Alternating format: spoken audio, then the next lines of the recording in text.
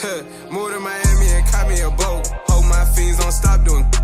I'm a champ on top of the ropes. New Louis V's every time I tote.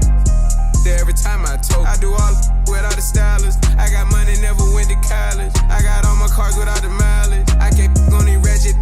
He bout the whole hood. I been stacking these hundreds inside the safe, so all my know I'm good. Real street, keep it all in the tech. Got the shooters on the side with bazookas in the back. Got a whole Amir Jean collection, and I ain't choosing this destiny. In the first trade for Luis Arraez sees him going to join Freddie Freeman, Mookie Betts, Shohei Ohtani, and Yamamoto in LA. The Marlins in return get Miguel Vargas, a guy who is only 24. It feels like a lot of Dodgers fans have given up on him. I still think he's going to pan out, and I think he'll be all right. He's played left field. He's played first base, second base, third base. He can play all over the field. And for the Marlins, it's a guy you can plug into your lineup right now, and they can use him anywhere. And for Dalton Rushing, it's the Dodgers' number one prospect.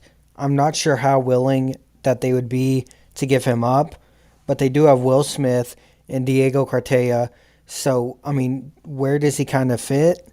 I think, the Marlins would love to have him because they need help up the middle.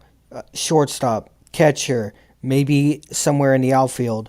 So I think this trade makes a ton of sense for the Marlins to get these two guys in return. And for the Dodgers, you add Luis Arraez to an already stacked lineup. You got him, Freeman, Betts, Will Smith, Muncy, Hayward, Teoscar Hernandez. And this adds a lefty that maybe you can plug in. Maybe you put him first in the lineup or second, and you move Ohtani and Freeman down, because this is a guy who will always be on base and allow some big sluggers to drive him in. The second trade proposal, I know a lot of you will not like. I was on Twitter today and I saw a Yankee fan tweet, "If you're giving up Gleyber Torres in the Luis Arraez trade, you don't know ball." I don't think this happens. I don't necessarily think Gleyber Torres goes in the Luis Arraez trade, because Luis Arraez is under contract for 2 more years, maybe this year, next year. And Gleyber Torres, him and the Yankees haven't came to an extension yet. He's been in trade talks, or been rumored to be in trade talks, for the last couple of years. And to the Marlins, he's been linked quite a bit. I know the Yankees and Marlins have touched base on Jesus and Edward Cabrera. So maybe they can try to get it done, because they've exchanged names before, I'm sure. But for me, if you're the Yankees, you get Luis Arraez, a guy who you can plug into your leadoff spot, and then you have him followed by Judge, Soto third, Stan fourth. I think it makes your lineup really freaking good, because you're having Luis Arraez, a guy who loves getting on base. He's always going to be on base for a guy like Aaron Judge. And then Aaron Judge is, he walks a lot, and he's going to be on base a lot. So you have two guys who are able to get on base at a high clip, be in front of Juan Soto, and I think he will have a massive year. But the Yankees needed a guy who can get on base, a left-hander, and a guy who don't strike out a lot. Well, they went out and got Juan Soto. But I think Luis Arraez still makes a ton of sense in a lineup where they have guys that strike out a lot. Right now, your leadoff hitter is probably going to be DJ LeMahieu or potentially Alex Verdugo. Someone like that, maybe Anthony Volpe. But I would love Luis Arraez to be at the top of this lineup, to be able to get on base for those big boppers to drive him in. In the Marlins, you get Gleyber Torres, your second baseman for the future. And then you get Everson Pereira. I know he came up last year and he struggled, but he had a lot of success in the minors. And he's also kind of blocked right now. They got Soto, they got Verdugo, they got Judge, Spencer Jones coming up in the not too late future. They've also got guys like Oscar Gonzalez. They have 6 or 7 outfielders now. So where does he fit in? I'm not sure. But I know that the Marlins could definitely use him, put him in left field potentially next to Jazz and maybe Brian De La Cruz or Jesus Sanchez. You essentially kind of replace him with Jorge Soler, because right now the Marlins DH is Avisail Garcia. And then we're going to throw in Oswaldo Cabrera, a guy who can play all over. He can play second. I think I've seen him play third base, the outfield. He can play everywhere. And I don't necessarily think that he has a position right now. I know he's been, flipping between getting called up and getting sent out to the minors. I think he can find an everyday role in Miami. So you essentially get two guys that don't necessarily have a bona fide role right now, and then you're trading Gleyber Torres. I'm not sure how Yankee fans would react or Marlins fans, but I do kind of like this trade. The third trade proposal for Luis Arraez sees him go to the Seattle Mariners for their number 2 prospect, Harry Ford, Ty France, and Taylor Trammell. Of course, the big piece in this deal is the Mariners sending Harry Ford, their catching prospect, to Miami. They have Cal Raleigh. I'm not sure how willing they would be to give up Ford, but I think the Marlins would absolutely love him. They need catching for the future. We also already did it in the WBC, basically becoming the king of Great Britain. They loved him. He balled out. And then we have Ty France. He had a really down year last year, but he was an all-star in 2022, and he had a really good 2021 where he hit almost 300 both those years. He's a guy who can hit 20 homers, maybe more. And then we're sending Taylor Trammell to Miami. He really has kind of been disappointing for Seattle, but maybe the Marlins can fix him. They could use another outfielder, especially with Jorge Soler leaving. Avisail Garcia has struggled. Maybe he finds something there. And for the Mariners, you get Luis Arraez. Right now, their options at second base is Josh Rojas and potentially Luis Areaez.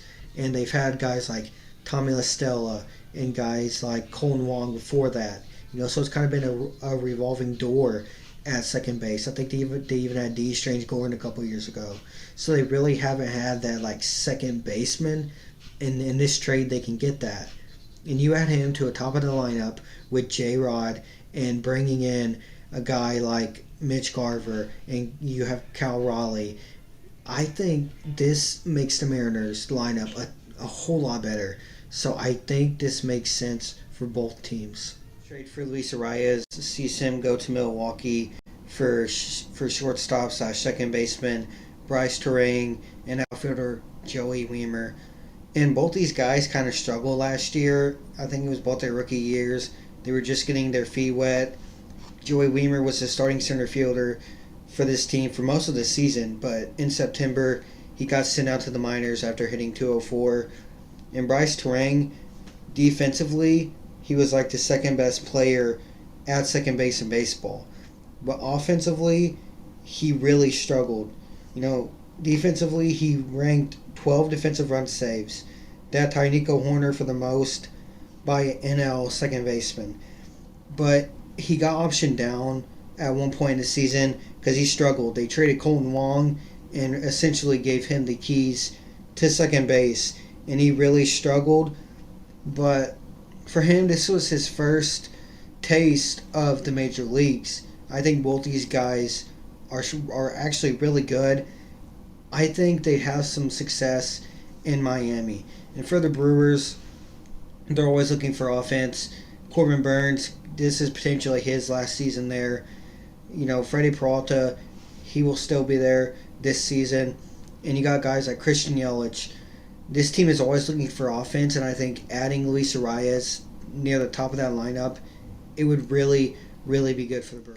I saved this one for last because it's probably not going to happen, but it's a blockbuster. You got Jesus and Arraez going to New York for Luis Angel Acuna, Brett Beatty, Drew Gilbert, and Kevin Parada. For the Mets, you have Francisco Alvarez at your catcher for the foreseeable future. Maybe they'd be willing to give him up to the Marlins, who need catching.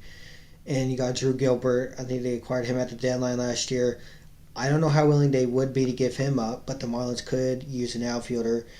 Brett Beatty, with Ronnie Mauricio's injury this offseason, maybe they need the depth in the infield, or maybe they really think that he can be at third base for the foreseeable future and replace what they had with David Wright. But a ton of Mets fans seem to be giving up on him. I think the Marlins would love him. I know you got Jake Berger at third base, but I'm sure maybe you put Jake Berger at DH. He can play some first base, like Josh Bell DH, and then Brett Beatty will be their third baseman for the future. And then Luis Angel Acuna.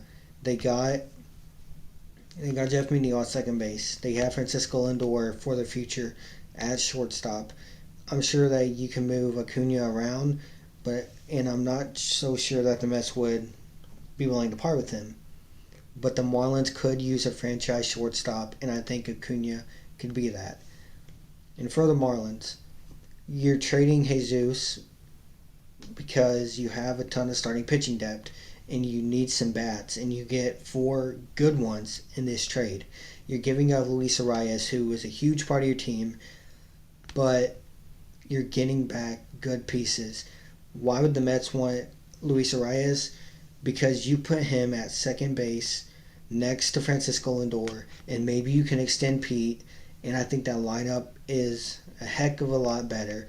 For Jesus, you get him, you put him in your rotation for the foreseeable future. You have Kodai Senga, but you really don't have much certainty in your starting rotation for the future.